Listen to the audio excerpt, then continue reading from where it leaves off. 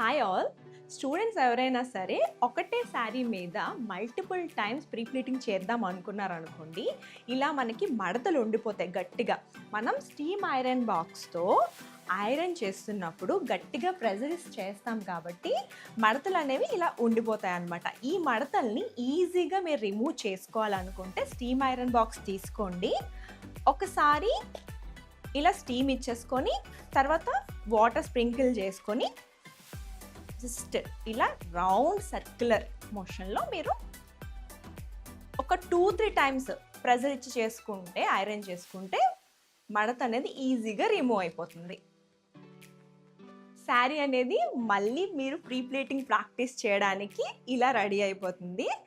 And ఇలాంటి మరెన్నో useful tips కోసం please follow KM makeup academy.